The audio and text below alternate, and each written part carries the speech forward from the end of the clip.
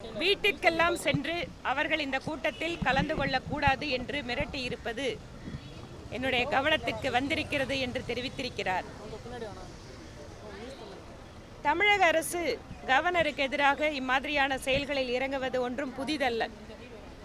அதுவும் குறிப்பாக மரியாதைக்குரிய ஆளுநர் திரு RN ரவி அவர்களுக்கு எதிராக அரசாங்கத்தில் இருக்கக்கூடிய மூத்த அமைச்சர்கள், திராவிட முன்னேற்ற கழகத்தினுடைய தலைவர்கள், கூட்டணி கட்சியினுடைய தலைவர்கள் வரம்பு முறை இல்லாமல் மிகுந்த அநாகரிகத்தோடு அவரை விமர்சித்துக் கொண்டிருக்கிறார்கள். ஒரு மாநிலத்தினுடைய ஆளுநர் அரசியல் சார்பில்லாது பல்வேறு துறையை சார்ந்த மக்களோடு ஒவ்வொரு நாளும் அவர் கூட்டத்தை நடத்துகிறார், கலந்துரையாடுகிறார், விழாக்களில் கலந்து கொள்கிறார்.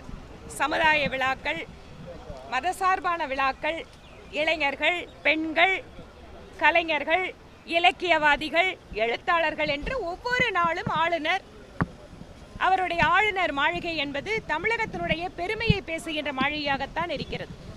அரசியலமைப்பு சட்டத்தில் ஆளுநர், முதலமைச்சர் இவர்களுக்கு இருக்கக்கூடிய அதிகாரம், நீதிமன்றம் இவையெல்லாம் ஒரு புறம் இருந்தாலும் கூட ஆளுநர் கூட்டியிருக்கின்ற கூட்டத்திற்கு துணைவேந்தர்களை செல்லக்கூடாது என்று மிரட்டுவது, அவர்களை தடுப்பது போன்ற செயலில் அரசு இறங்கி இருப்பது என்பது